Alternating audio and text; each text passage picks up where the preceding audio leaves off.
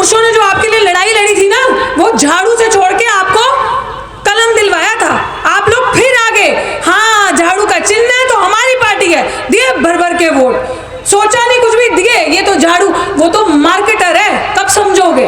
वो तो आपके बाबा साहब की फोटो जाके पंजाब में बेच आया, क्योंकि 32% 33% दलितों की पॉपुलेशन है वहां पे। उसको पता था ये पागल इमोशनल लोग हैं, चलो बाबा साहब की फोटो लगाओ, फोटो का प्रचार, फोटो लगाने से भला हुआ। और जो लोग ये समझते हैं ना बहुत बड़ी सरकार है, आरएसएस से खतरा है, ये वो है, महा टुच्चा संगठन है आरएसएस। आज से ये मान के चलो, कोई नहीं डरना इन डरपोक लोगों से। 3% लोगों से भी 90% लोग डरते हैं क्या? त्रिशूल और तलवार के दौर में, नफरत और बेईमानी के दौर में हम निकले हैं या इकट्ठा हुए हैं संविधान बचाने की दौड़ में, किताब और कलम बचाने की दौड़ में, अपने आने वाले भविष्य को बचाने की दौड़ में। पागल है ना, पागल है हम, हैं? मैं सवाल कर रही हूँ, सीधी बात, नो बकवास। मुझे लग रहा है ये मंच इसीलिए है। प्रॉब्लम्स क्या है, हमसे क्या गलतियां हुई हैं और हम हर बार क्या गलतियां करते हैं। अभी मेरे से पहले वाले वक्ता ने बड़ा सही कहा कि जिनको हम जूता मार रहे होते हैं चुनाव से पहले, सीधे जब चुनाव आता है उनके गले में माला डाल रहे होते हैं। ये दोगलापन नहीं चलेगा। यहाँ पे स्ट्रीट वेंडर फेडरेशन से जो राजेश जी बैठे हैं और मोहित जी बैठे हैं, आप सबका इस्तकबाल करती हूँ। बहुत बहुत शुक्रिया डीसी कपिल जी, एडवोकेट भानु प्रताप जी, महमूद प्राचा जी और अन्य जितने भी साथी मंच पे बैठे हैं। मैं ये 4 नाम जो ले रही हूँ, मैं बताती हूँ कि मैंने क्यों कहा सीधी बात नो बकवास। मेरा केस के बारे में आप सारे मुझे लगता है थोड़ा बहुत तो जानते होंगे, मेरी लड़ाई के बारे में जो दिल्ली विश्वविद्यालय में चल रही है, जिस तरीके से बेमानी छल कपट करके मुझे निकाला गया। और वो लड़ाई इस कदर तक पहुँच गई है कि इतनी मजबूत हो गई कि मैं आपको एक एग्जाम्पल देती हूँ कि जब मेरा केस चल रहा था उसके लिए धरना प्रदर्शन की बात चल रही थी कि अपनी बहुजन बेटी के साथ, जैसे अभी किसी ने मन से कहा शेरनी के साथ, तो बल देने वाले भी आप ही लोग हो। ऐसा कैसे हुआ? तो प्राचा सर ने कहा कि समाज को प्रदर्शन करना चाहिए। तब मैं वहाँ मौजूद नहीं थी, मैं थी भी नहीं, लेकिन मेरे लिए मेरे प्रदर्शन की तैयारी की डीसी कपिल जी ने, राजेश जी ने, मोहित जी ने, इनकी फेडरेशन जो है इनकी तरफ से, जिसमें एडवोकेट भानु प्रताप जी ने भी अपनी मुख्य भूमिका निभाई और मेरे एडवोकेट प्राचा जी भी वहाँ पे आए। तो मैं ये क्यों बोल रही हूँ, वो इतना ज़बरदस्त प्रदर्शन अभी हाल ही में 1 महीना पहले दिल्ली विश्वविद्यालय में हुआ, जिसने सिस्टम को हिलाया, जिसके बाद मुझे अंदर से खबरें आई कि आपको चुप करवाने के लिए हम क्या कर सकते हैं या क्या आपको चाहिए।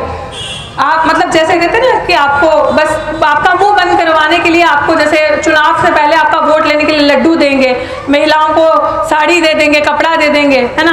हम एक लड्डू के चक्कर में, दारू के पगुए के चक्कर में वोट बेच देते हैं। ऐसे ही मुझे भी अंदर से दबाने के लिए ऑफरें आने लगी। तो मैंने एक ही चीज कही कि जॉब नहीं चाहिए, जस्टिस चाहिए, न्याय चाहिए, न्याय। तो सीधी बात नो बकवास। अब आप लोग भी ये चीज सोचो और हाथ उठा के, अब ये जो राजेश जी ये जो लड़ाई लड़ते हैं, मोहित जी, ये मुझे बताओ किस लिए लड़ते हैं? यहाँ पे कितने बेरोजगार बैठे हैं? हाथ खड़ा करो। पहले दोनों हाथ मैं खड़ा करूंगी। ओ तेरी की, सारे बेरोजगार हाथ नीचे करो। अब हाथ खड़ा करो, केजरीवाल सरकार ने किस किस को रोजगार दिया? लो, केजरीवाल सरकार ने किस, बेरोजगारी में सबने हाथ खड़ा कर दिया। केजरीवाल सरकार ने किस किस को रोजगार दिया? हाथ खड़ा करो।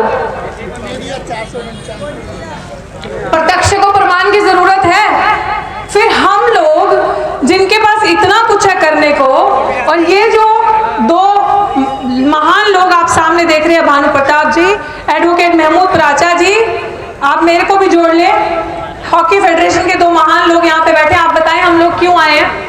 क्योंकि जो आपकी पीड़ा है ना और जो हमारी पीड़ा है, उसका एक ही चीज है और एक ही विकल्प है कि हमने हर बारी गलती की है, हर बारी भावनाओं में बैठ के बहके, क्योंकि हम लोग बड़े इमोशनल हैं और वो लोग आते हैं हमें इमोशनल फूल बनाते हैं और हम बन जाते हैं। मेरे को नहीं, मेरा भाषण जिसने सुना होगा, मुझे नहीं देना अच्छा भाषण, मुझे करनी है प्रैक्टिकल बात। कितना खेलोगे अपने साथ? हम लोग सोचते हैं आज ये आए हमारे सामने, अच्छा सूट बूट पहन के बाबू बन के आए।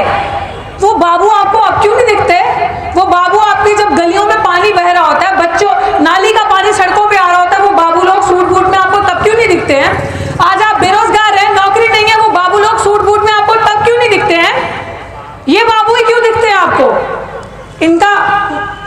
चेकअप करवा लो तो मानसिक संतुलन हिला नहीं है। शायद किसी को लग रहा होगा हिला है जो आके यहाँ बैठे हैं। तो क्यों बैठे हैं? क्योंकि समाज का दर्द है। दिख रहा है ना कि सब कुछ बिकता जा रहा है। जो ये लोग स्ट्रीट वेंडर लड़ाई लड़ रहे हैं, अभी बड़ी जल्दी मुझे लगता है आप लोग मुझे ठेला लगाए देखोगे। चाहते हो ना? मैंने पीएचडी करी है। अब मेरे पास रोजगार नहीं है, मेरे पास पैसा नहीं है, तो मेरे पास ऑप्शन क्या बचता है? तो राजेश जी, मोहित जी, मेरे लिए आप लोग हो तैयार? तो फिर मेरे एक ठेले का इंतजाम करो। मैं मन से कह रही हूँ, करोगे? मुझे रोजगार दोगे? मैं तैयार हूँ, मुझे कोई शर्म नहीं आ रही काम करने में, क्योंकि मेरे पास ऑप्शन ही नहीं है। प्राची सर, आप क्या कहते हैं? तैयार हो? भानु प्रताप सर, तो मुझे रोजगार चाहिए ना। मोदी जी ने कहा है पकोड़े बेचो, मैं तैयार हूँ पकोड़े बेचने के लिए। मेरे को रोजगार दोगे? हाँ,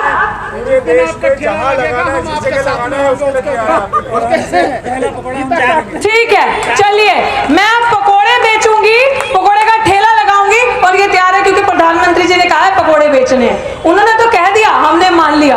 और सही में ये दिया जाएगा पकौड़ा आपको, वहाँ भी डंडे मारने। झूठ बोलते हो, वोट तो कोई देता नहीं आपको। ये देंगे वोट आपको? ये देंगे? ये अभी महफिल में बैठे दोगे? जिसको हम, जिसकी तरफ हम ललकारेंगे, आपकी लड़ाई कौन लड़ रहा है? दिल्ली दंगे हुए, आया केजरीवाल बचाने। तो महमूद प्राचा जी क्या कर रहे थे वहां पे? पैसा मांगा किसी से इन्होंने? इनको क्या फीस प्यारी नहीं है? किसी जाओ किसी प्राइवेट वकील के पास, एडवोकेट भानु प्रताप जी और महमूद प्राचा जी को छोड़ दो, किसी और वकील के पास जाओ, कि भी सुप्रीम कोर्ट के वकील है ना। बात करने के 10-20 हजार रुपए लेंगे, सिर्फ बात करने के। केस लड़ने के लिए तो 3-3, 4-4 लाख रुपए फीस है सुप्रीम कोर्ट के वकीलों की। तो ये क्यों कर रहे हैं? तो आप ये चीज सोच, क्यों कर रहे हो आप? फीस कम कर दी सर? मैं आई एम सॉरी, ठीक है, नुकसान कर दिया मैंने, फीस कम कर दी। कम बताइए, सॉरी। तो मैं तो एग्जांपल दे रही हूँ सर, हम पर्ची निकाल देंगे।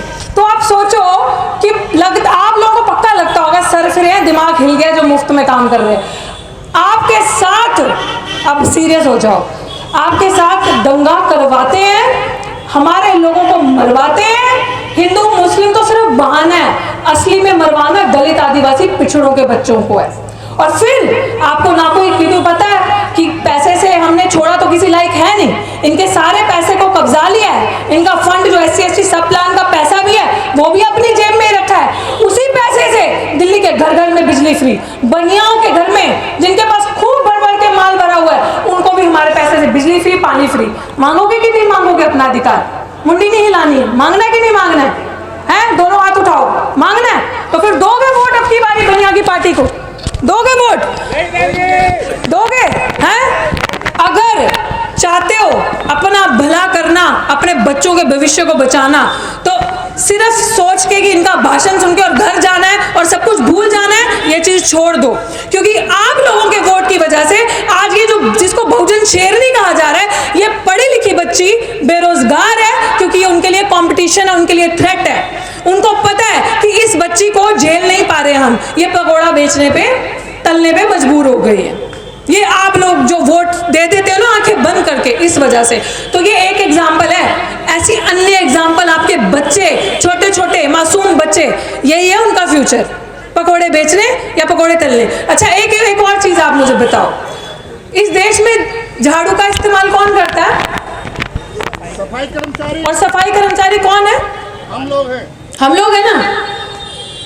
तो मतलब ठेका लिया हमने, कलम छोड़ के। आपके महापुरुषों ने जो आपके लिए लड़ाई लड़ी थी ना, वो झाड़ू से छोड़ के आपको कलम दिलवाया था। आप लोग फिर आगे, हाँ झाड़ू का चिन्ह है तो हमारी पार्टी है, दिए भर भर के वोट। सोचा नहीं कुछ भी, दिए। ये तो झाड़ू, वो तो मार्केटर है, कब समझोगे? वो तो आपके बाबा साहब की फोटो जाके पंजाब में बेच आया, क्योंकि 32% 33% दलितों की पॉपुलेशन है वहां पे। उसको पता था ये पागल इमोशनल लोग हैं, चलो बाबा साहब की फोटो लगाओ, फोटो का प्रचार। फोटो लगाने से भला हुआ? नहीं हुआ ना। तो फिर क्या किया? ये सोचो कि झाड़ू नहीं, हर बच्चे में, हर घर में कलम चाहिए। वो उसी कलम से, झाड़ू आपके हाथों में पकड़ा के, उसी कलम से जिस जगह आपने उन्हें बिठाया, हर दिन आपके बच्चों का गला काटते हैं। कैसे काटते हैं? निजीकरण करके।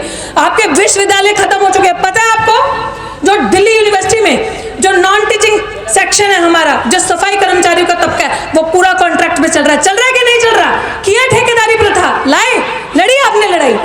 बड़ी अच्छी पार्टी हमारी, झाड़ू को वोट देंगे, बड़ी अच्छी पार्टी हमारी। बैठे हैं जो हमारे नेता उसमें सिर झुका के, गुलाम बन के, एक भी बंदा आपकी आवाज नहीं उठाता। अगर 90% लोग यहाँ पे बैठे हैं बेरोजगार हैं, तो फिर आपने सवाल किया? तो अब घर जाके लाला रामदेव की बात समझना, आंखें बंद करना, मेडिटेशन करना और सोचना हमने क्या गलतियां करी हैं, कि अब की बार फिर अगर आप एक भी बंदे को देखो, एक जिसे कहते हैं ना, जब हमें एक स्क्रैच से शुरू करना पड़ेगा, एक छोटे से शुरू करना पड़ेगा, छोटी छोटी चीज से हम बड़ा चेंज ला सकते हैं।